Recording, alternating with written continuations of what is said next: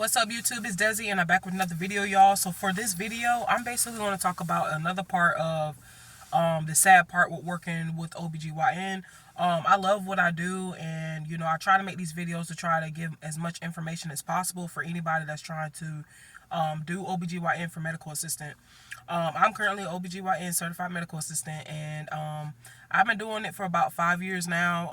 I am trying to change things up, hopefully the beginning of the year of 2026. Probably go a different route and just see how truck driving kind of do for me. But as far as for medical assistant, I'm just trying to ride it out for right now for the rest of the year. But I have noticed, like, this, I take OBGYN so serious because of what I went through with my past experience. And I really feel like sometimes when being in the ultrasound room, that's really like the saddest part, because it's like a 50-50. 1 minute you never know if you're going to leave out happy, and the next minute you don't know if you're going to leave out sad due to seeing what you've seen. The other day when I was in the ultrasound room, it was just really sad. Like, it was a young couple that was in there. They probably had at least been like probably 19, 20 years old. And the young lady was about, I think she was 8 weeks. She was 8 weeks, and when the ultrasound guy, he ended up, trying to, because so it's 2 screens in there. It's a screen that's on the ultrasound machine thing, and then it's like a major big screen as well too. And I go in there for supervision or whatnot, because with him being a male, you want to make sure that you have somebody, especially a female, with you. And basically, as he was moving the probe in her, the probe, whatever the little stick thing is, as he was moving it in her, he was saying there's no heartbeat. And when I tell you, like, she looked over at her dude and was like, it was almost like a look like, see, I told you so type thing. And he was like, the last 2 weeks when you came, he said the baby haven't grown. He said it's still the same size. He was like, and there's no heartbeat.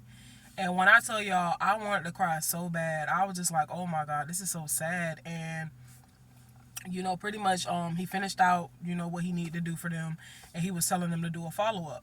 So kind of find out, like, the patient ended up calling back to the office and was like, it's like she's in denial. Like, she was like, I'm gonna come back within 2 weeks, and I'm gonna still want to get another ultrasound. She was like, because when I'm going to the hospital, they're still saying that I'm pregnant.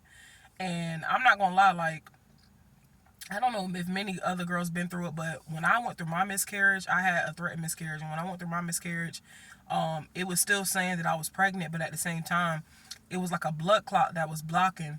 I only made it like 7 weeks, but it was like a blood clot that was blocking, I guess, we're trying to have the growth going. So I feel like it was still saying that she was pregnant, but in reality, she's not pregnant. You know what I'm saying? And just to see the stages of the young lady just really, like, broke my heart. Like, I was just to the point where I was like, oh my God.